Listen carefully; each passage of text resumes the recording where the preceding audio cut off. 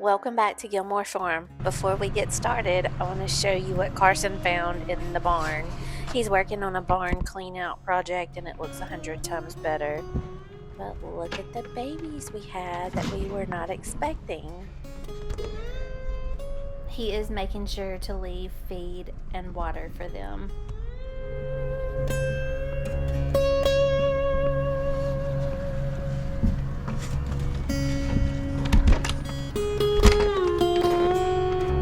Okay, so I've been itching to make this focaccia bread, any focaccia bread. But then I went to look at the recipe this morning and I saw a version for cinnamon apple pear brie focaccia. And this is from the Flower Barn Homestead blog recipe. So I really like their recipes. One day I'm going to their place. We'll see. It's in Ohio. It's a long way from Mississippi. But so now I have got to try this or I won't quit thinking about it. I'm gonna run to Aldi and grab the rest of the stuff I need, run and drop my husband's lunch off, and grab a laundry basket. So also today I am going to share my homemade laundry detergent recipe. This is something I've done for many years, like probably over 10. And it's cheap. That's the reason I started doing it all those years ago, is because we were a growing family and laundry detergent is expensive, especially if you buy those little pod things. So I need to make laundry detergent. Really not for myself because I have a pretty good supply, but our daughter's boyfriend just bought his first house, and so I want to make him a housewarming gift basket of just those random things you need for your house that cost a lot of money usually. And anyway, so I'm just gonna put some stuff together. We'll do that too. And I made a cute little label on Canva for his laundry detergent jar. Ordered a neat little spoon from Amazon. So we'll put all that together in just a little while when I get back from running around. Okay, I'm ready to start my focaccia. It takes a lot of flour for this recipe and I'm doubling it, so I had to break out my bulk flour. I keep a lot of my things I use a lot in bulk here, and then I have a smaller container that I dip out of for smaller amounts. But when I need this much flour, we go straight to the 5-gallon food safe bucket supply. Okay, I've added my yeast and salt to both bowls, and I'm using my Danish whisk just to mix those two together a little bit.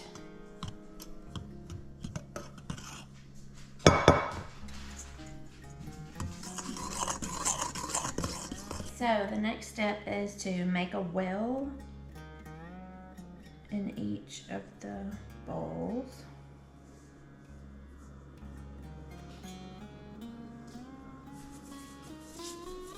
And add the wet ingredients to the dry ingredients.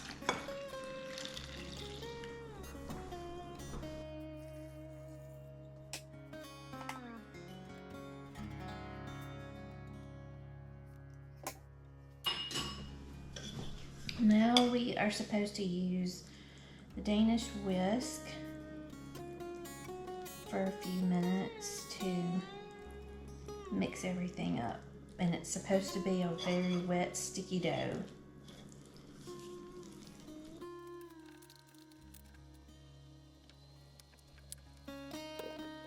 It also said you could use your hands for this part, and you can definitely see how you would need to, because the Danish whisk kind of gets bogged down when you hit a certain point. And you're not supposed to be kneading it, just mixing it. So I'm just gonna try to get this flour to grab the moisture in here.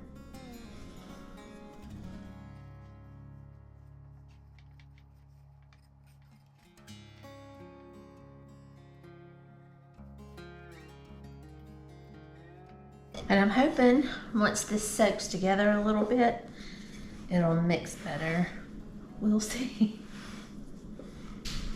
All right, so now we let both of these sit for 30 minutes. So the next step is to use oil all over cookie sheets. Now I'm doubling the recipe, so I have 2, but we'll see how this shakes out. Ooh. My cookie sheets are 12 by 17. I have no idea if that's the right size, but that's what we're using. So we're supposed to dump this onto an oiled cookie sheet. And I've still got some flour in here that's not mixed in, so I'm gonna try to get that in. I definitely should have mixed better by hand in the very beginning. A lesson learned for sure. So we're supposed to spread it out into like a rectangle and then do a stretch and fold.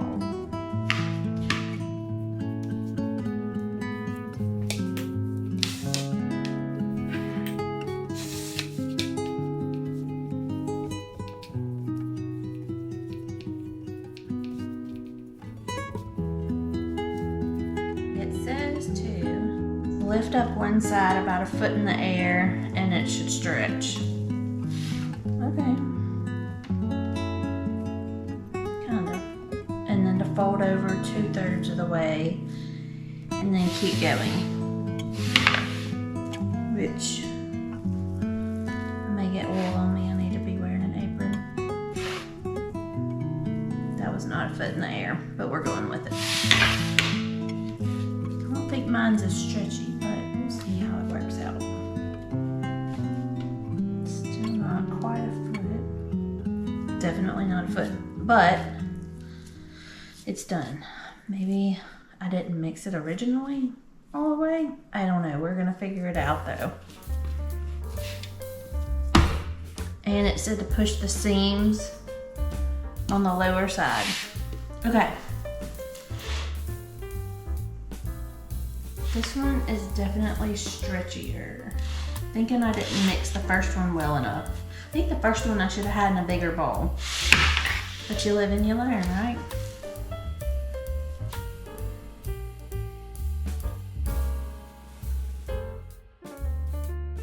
And it said to cover with oil and cover with plastic wrap. Now we need to let that rise again after I wash my hands and cover it with plastic wrap.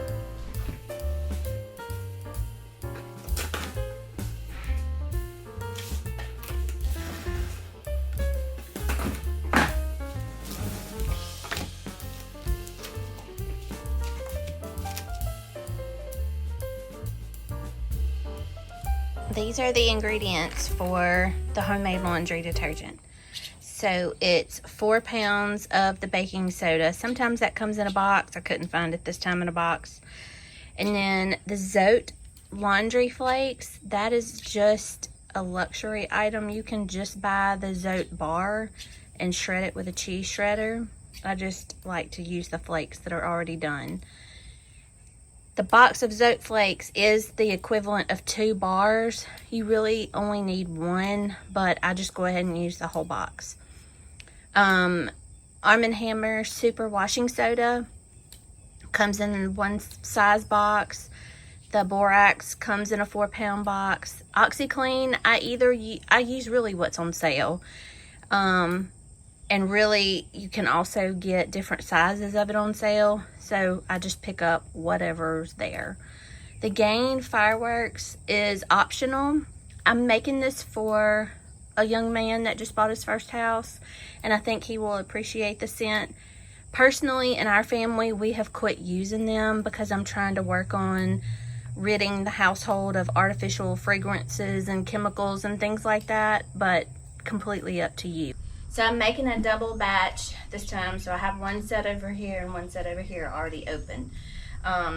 but I'm just dumping ingredients in a 5-gallon bucket. I do this outside because it does kind of powder up. It takes longer to open the containers than it does to make the soap.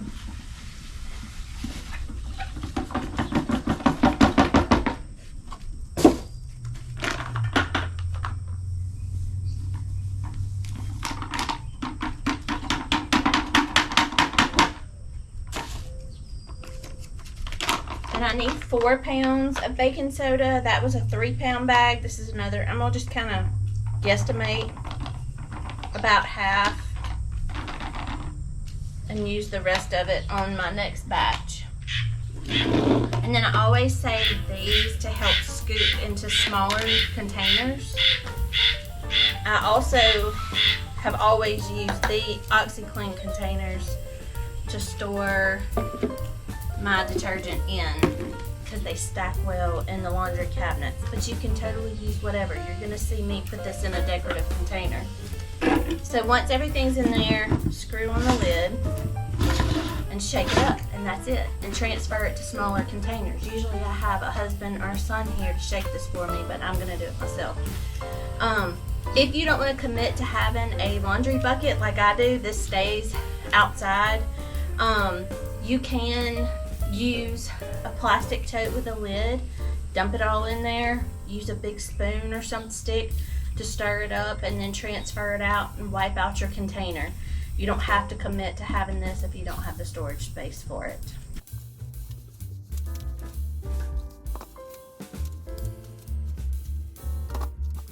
Okay, so I opened it up and realized that I'm making this as a gift. So this is the one that I want to put gain in.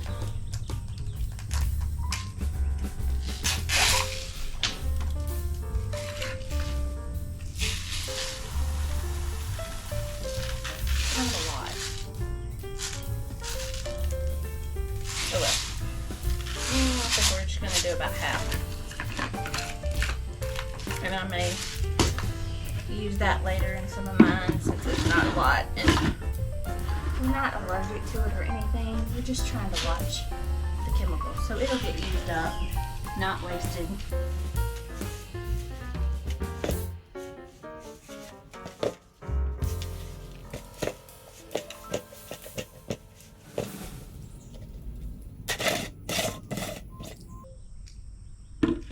And here's the finished product. So it's not quite a 5-gallon bucket full. Here's the little container I got. I wanted something easy open since it's going in a laundry room.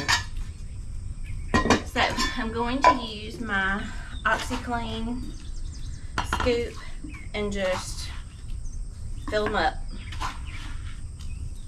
I also got some 1/2-gallon jars to give him the rest of it in a little bit nicer way to store it than the empty OxyClean containers.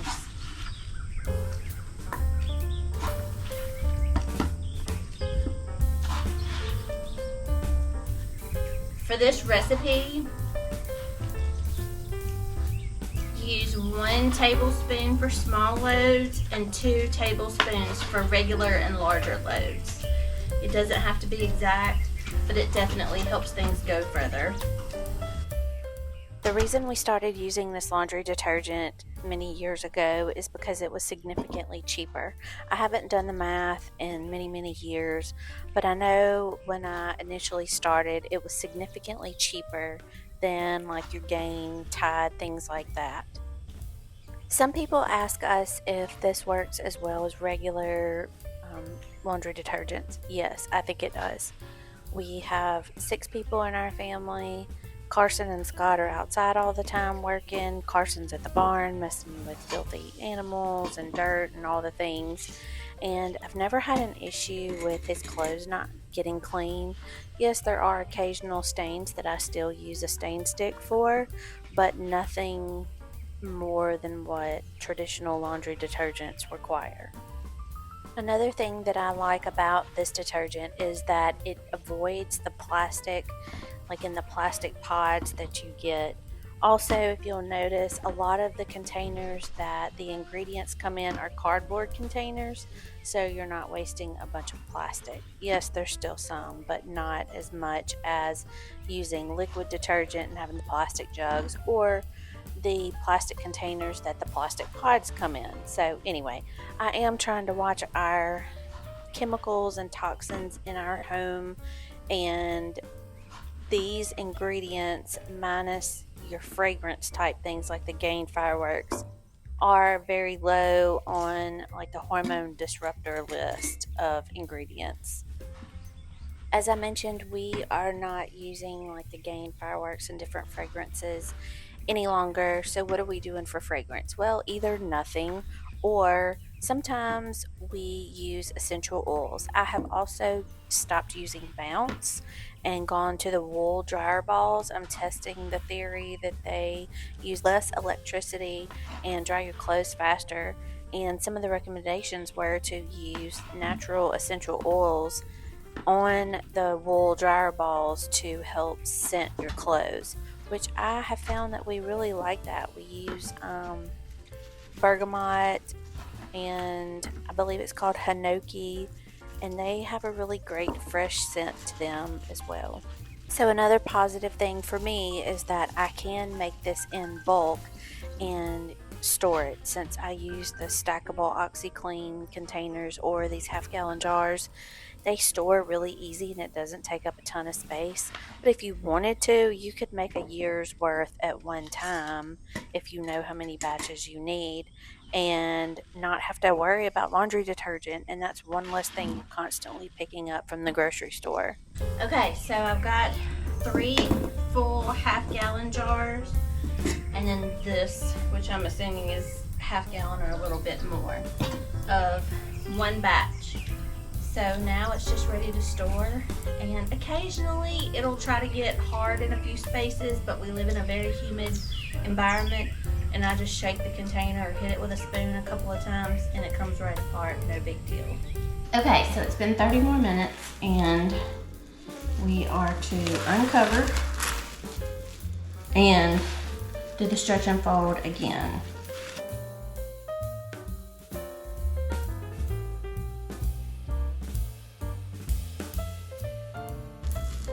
I'm definitely not a professional baker.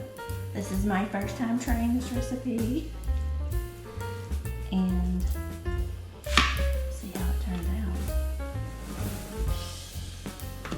Ugh.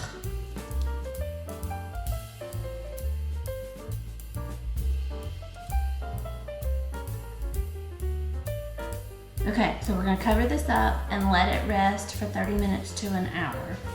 It's been about 45 minutes since the last stretch and fold, so now we're going to spread the dough out and dimple it to get it ready to go in the refrigerator overnight.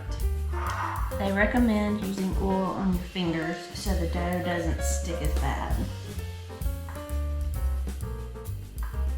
Okay, here we go. It says work from the center and push out to cover about 2/3 of your pan. Now, I don't know if I used the right size pan, so we'll see.